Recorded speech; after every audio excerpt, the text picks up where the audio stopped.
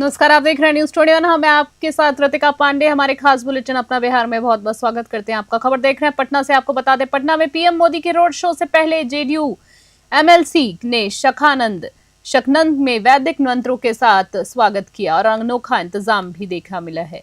आपको बता दें, शंखनाद और वैदिक मंत्रोच्चारण के साथ अनोखा स्वागत और अनोखा इंतजाम देखने को मिला है, जिसके बाद प्रधानमंत्री नरेंद्र मोदी की पटना आगमन और रोड शो को लेकर जेडीयू ने भी खास तैयारियां की हैं।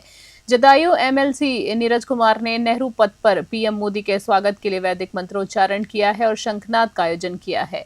नीरज कुमार ने बताया है कि यह स्वागत ऑपरेशन सिंदूर की सफलता के प्रतीक के रूप में भी किया जा रहा है। उन्होंने कहा है कि जिस तरह से आतंकवाद के खिलाफ निर्णायक कार्रवाई का आगाज बिहार से हुआ था, उसी के बाद अब प्रधानमंत्री नरेंद्र मोदी की एक विजेता की तरह लौट रहे हैं। ऐसे में शंखनाद और मंत्रोच्चारण से उनका स्वागत स्वाभाविक बनता है। नीरज कुमार के अनुसार मुख्यमंत्री नीतीश कुमार और पीएम मोदी जब नेहरू पथ से गुजरेंगे तब ये विशेष आयोजन होगा। उन्होंने इसे बिहार की सांस्कृतिक परंपरा और देश की सुरक्षा जोड़ने वाला प्रतीकात्मक क्षण बताया है। पटना से मैंग की रिपोर्ट।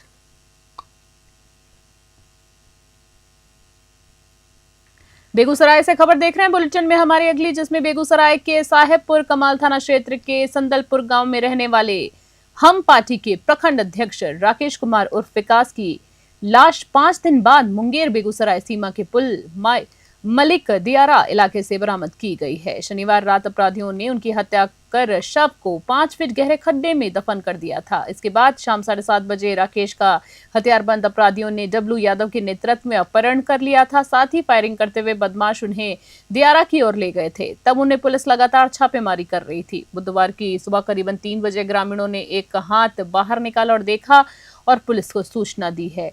इसके बाद आपको बता दें, मुफस्सिल थाना पुलिस ने मौके पर पहुंचकर शव को बाहर निकाला है। मृतक के पहचान परिजनों को बड़ी मुश्किल से हुई है उसके बाद, क्योंकि शव की हालत काफी खराब हो गई थी।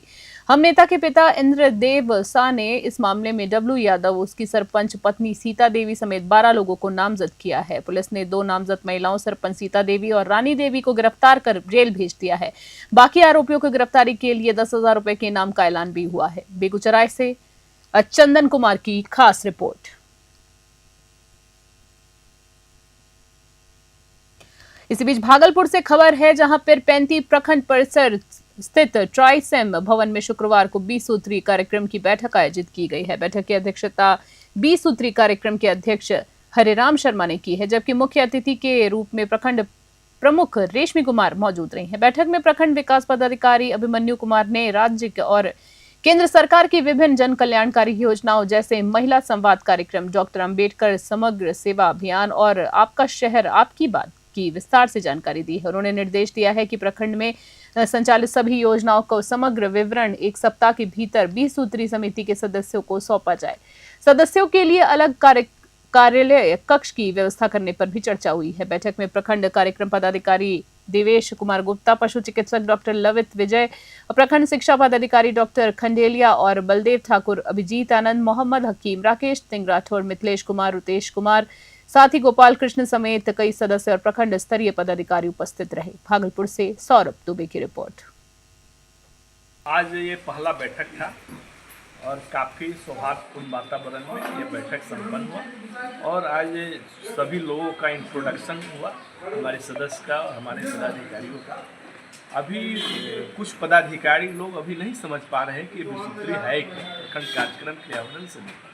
कुछ पदाधिकारी एब्सेंट थे, उनको इस बार हिदायत दिया गया है कि अगली बैठक में आप तैयार होकर आवे, और जो प्रेजेंट थे उनको कहा गया है कि सरकार की जो योजनाएं चल रही है, जितनी भी, चाहे केंद्र सरकार की हो चाहे राज्य सरकार की हो, वो सभी योजनाओं का 1 सप्ताह के अंदर वो आप अपना रिपोर्ट मतलब कार्यालय को मतलब दें। पत्रकार महोदय को धन्यवाद। आज सबसे परिचय पाते हुए सारे अध्यक्ष आए हुए पदाधिकारी की ओर से, और अगली बैठक में जो नहीं आएंगे उन पर कार्रवाई करें, जैसे हमारे उपाध्यक्ष महोदय ने कहा। और कुछ समस्या तो होती है, लोगों ने कहा बताया, तो आज पहला हम लोगों ने उनको बताया था कि सब थोड़ा छोटा, और अगला बैठक में हम लोग कड़ा रूप लेके और बात कराएंगे। में भी जब मैं आई थी तो उस समय भी थी, और कुछ दिनों के बाद यह भंग हो गया था और उसके बाद पुनः विश्वोत्तरी का गठन किया गया और सभी सदस्यों को नामित किया गया। तो आज विश्वोत्तरी की बैठक में जो प्रारूप होना चाहिए प्रखंड मुख्यालय में उस तरह से बैठक को करवाया गया और इसके साथ ही साथ हमारे तमाम अधिकारियों को भी निर्देश दिया गया कि जो विश्वोत्तरी के अध्यक्ष हैं, उपाध्यक्ष हैं, माननीय सदस्यगण हैं, उनकी समस्याओं को लेना है पंचायत में और हमारे प्रखंड में जो सरकार के द्वारा चल रही योजनाओं का क्रियान्वयन होना है उसके समक्ष उनको जानकारी देनी है कि क्या क्या कार्य वो कर सकते हैं, क्या क्या कार्य हमारा चल रहा है सरकार की योजनाओं के प्रारूप में। तो इन सब बातों को की जानकारी दी गई। चूँकि बैठक हमारा चला और आप देख ही रहे कि हमारे जिला महोदय के द्वारा भी हमेशा प्रेरित किया जा रहा है आयुष्मान कार्ड बनवाने के लिए। चूँकि अभी समय भी कम है और यह 4 दिन बढ़ाया गया है, इसके लिए मैं अपने जिलाधिकारी महोदय को बहुत बहुत धन्यवाद देती हूँ कि हमारे सभी प्रखंड के कर्मी लगे हुए हैं इस आयुष्मान भारत के कार्ड को बनवाने के लिए ताकि लोगों तक उनका लाभ पहुंच सके। उन्हें कभी भी किसी भी बीमारियों का अगर वो सामना तो उस कार्ड के माध्यम से वो अपना इलाज भी करवा सके। और विश्वोत्तरी के सारे मेंबर को मैं धन्यवाद देती हूँ। जल्द ही उन्हें एक नया कार्यालय भी मुहैया कराया जाएगा प्रखंड स्तर पर। बेगूसराय से खबर देख रहे हैं, जहां बेगूसराय जिले के सिमरिया घाट पर शुक्रवार सुबह उस वक्त अफरा तफरी मच गई जब गंगा स्नान करने आए श्रद्धालुओं को बदमाशों ने निशाना बना लिया। समस्तीपुर जिले के मकरदही चौक निवासी संदीप कुमार गुप्ता अपने परिवार के साथ गंगा स्नान करने के लिए आए थे। तभी 2 बदमाशों ने उनकी मां के गले से सोने की चेन छीन ली और भागने लगे। जब संदीप कुमार ने उनका पीछा किया तो बदमाशों ने 2 राउंड फायर किए, जिसमें से एक गोली उनके पैर में जा लगी। घायल को आनन फानन में परिजनों को अस्पताल पहुंचाया गया है। साथ ही जहां उनका इलाज चल रहा है वहां घायल की पत्नी सोनी कुमारी ने बताया कि घटना के वक्त घाट पर कोई सुरक्षा व्यवस्था नहीं थी और ना ही किसी तरह की कोई मदद के लिए आ गया है। स्थानीय लोगों का कहना है कि सैकड़ों की भीड़ और पुलिस की गाड़ी की मौजूदगी के बावजूद किसी ने हस्तक्षेप नहीं किया और बदमाश नकाब पहनकर खुलेआम छिनतईस कर रहे थे। बेगूसराय से चंदन कुमार की रिपोर्ट। समस्तीपुर से आए थे यहाँ पे गंगा स्नान करने के लिए और जैसे हम लोग उतरे हैं, गाड़ी रुकी है, हम लोग उतरे, मेरी मम्मी सोने का चैन पहनी हुई थी। 2 लड़के आया, 17-18 साल का लड़का था, दोनों के हाथ में कट्टा था। वो चैन खींच के भागा, हम लोग उसके पीछे भागे, मेरे पति उसके पीछे भागे तो वो एक आसमानी फायर किया और दूसरा इनके पैर में गोली मारते हुए निकल गया।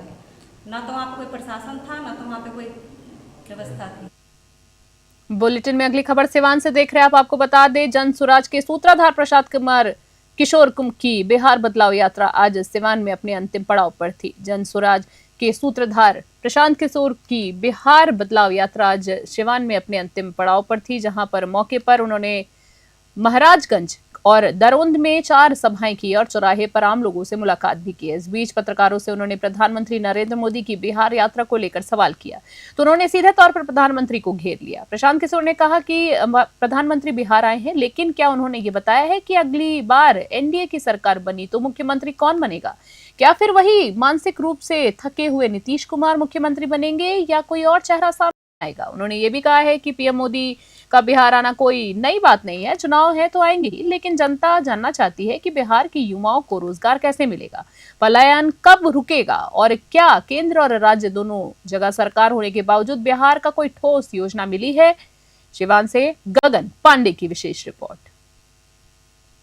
चुनाव आया है जी, रोड शो करेंगे ही। पीएम मोदी 12 साल से प्रधानमंत्री हैं। एनडीए की सरकार दिल्ली में भी है और एनडीए की सरकार बिहार में। क्या प्रधानमंत्री ने बिहार में बोला है? क्या ये बोला है कि बिहार में पलायन कब बंद होगा? क्या मोदी जी ने ये बताया कि भाई अगर एनडीए की सरकार बनेगी तो मुख्यमंत्री कौन बनेगा? मानसिक शारीरिक तौर से जो थके हुए नीतीश कुमार बनेंगे कि कोई दूसरा बनेगा? मोदी जी ने ये बताया कि 1,25,000 करोड़ रुपया का जो पैकेज दिए तो उसका क्या हुआ? पैसा भेजे ताकि यहाँ के नेताओं ने उसको लूट लिया। मोदी जी एक बात। शेखपुरा से खबर देख रहे हैं बुलेटिन में हमारी अगली। आपको बता दें, जमुई दौरा से लौटते वक्त पूर्व आईपीएस अधिकारी शिवदेव लांडे का शेखपुर में जोरदार स्वागत किया गया है। नगर परिषद क्षेत्र के इंदाय में सामाजिक कार्यकर्ताओं शंभू यादव ने फूल मालाओं और अंग वस्त्र से उनके सम्मान किया है। साथ ही लांडे का अभिनंदन भी किया है। इस अवसर पर चेवाड़ नगर पंचायत के चेयरमैन टटूट यादव समेत दर्जनों के लोग मौजूद रहे। शिवदीप लांडे हाल में ही सक्रिय राजनीति में उतरे हैं। उन्होंने 8 अप्रैल 2025 को पटना में प्रेस कॉन्फ्रेंस कर हिंद सेना नाम की नई पार्टी की घोषणा की है। उनका कहना है कि यह पार्टी धर्म, जात पात और वोट बैंक से ऊपर उठकर पारदर्शी और जवाबदेह शासन व्यवस्था लाने का संकल्प लेती है। उन्होंने खुलासा किया है कि कई बड़े बड़े राजनीतिक दलों से राज्यसभा, मुख्यमंत्री पद और मंत्री बनने तक के प्रस्ताव मिले थे, लेकिन उन्होंने सभी को ठुकराकर अपने रास्ते पर चलने का फैसला लिया है। शेखपुरा से रंजन की खास रिपोर्ट। पुलिस का अपना एक दायरा सीमित होता है और जो पुलिसिंग में मैंने किया वो मुझे लगता है कि मैंने जस्टिफाई किया है जो मेरे पार्टी का फाउंडेशन है मानवता, न्याय और सेवा के लिए। लेकिन अब एग्जाम्पल के तौर पे आप शेखपुरा का लीजिए। शेखपुरा में जो जिनको अपराधी बोला जाता है वो मैक्सिमम हो गए कितने 50-100। तो अगर मुझे शेखपुरा का एसपी बनाया जाता था तो मैं 50-100 का अरेस्ट करके यहाँ पे एरिया शांत कर देता था। लेकिन लोगों की समझ फिर तो सिर्फ वो मैक्सिमम 2 महीने का मेरे लिए काम रहता था। उसके बाद 2 महीने के बाद मैं क्या करता था यहाँ पे, और लोगों की समस्या सिर्फ वो वहीं तक नहीं है। उसके बाद जो समस्या है यहाँ पे आजीविका की समस्या है और बाकी जो प्रॉब्लम्स है, एम्प्लॉयमेंट के प्रॉब्लम्स है, तो इनके लिए तो आपको सोल्यूशन कैसे मिलेगा। एग्जाम्पल के तौर पे आप देखिएगा कि यहाँ करीबन अभी बिहार में 60 लाख डिग्रियाँ लेके घूम रहे हैं लोग। आप में से बहुत सारे लोगों के पास डिग्री भी होगी अभी, जो आप कैमरा अभी और माइक पकड़े हुए। तो ये 60 लाख में अब सरकारी की जो बोला जाता है कि 5 लाख वैकेंसीज है, 5 लाख भरने के बाद 55 लाख लोगों का क्या होगा। और जो जिनके पास डिग्रियाँ नहीं उनका अगर आप टोटल मिला जाए अनएम्प्लॉयमेंट का तो 1 करोड़ के आसपास युवाओं का ये जाता है। तो इनके लिए तो भाई मैं पुलिस होके तो नहीं कर सकता हूँ, तो उसके लिए बिहार की यंग लीडरशिप आके उसके लिए कर सकती। बुलेटिन में अगली खबर लखीसराय से आ रही है, जहां जिला मुख्यालय के मंत्रणा कक्ष में सहकारिता विभाग की टास्क फोर्स की एक अहम बैठक आयोजित की गई है। बैठक की अध्यक्षता जिलाधिकारी मिथिलेश मिश्र ने की है।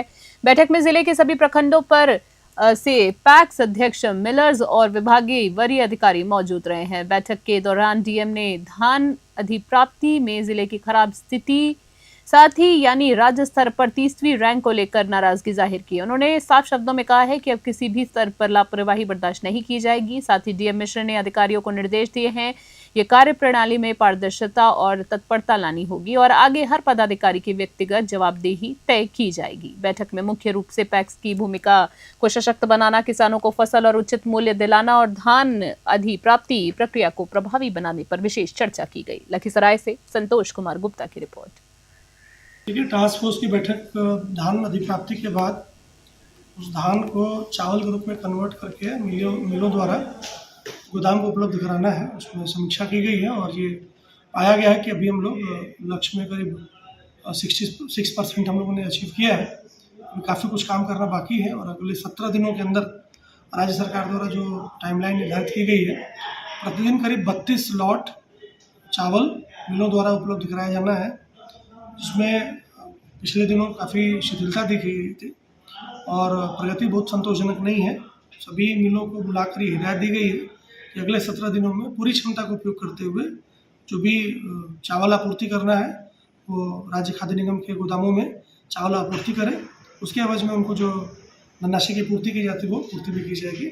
हम लोग प्रतिदिन इसकी समीक्षा करेंगे और अगर कोई व्यक्ति ऐसा पाया जाता है जो इसमें सहयोग नहीं कर रहा है या तय लक्ष्य के मुताबिक काम नहीं कर रहा है तो उसके ऊपर कानूनी।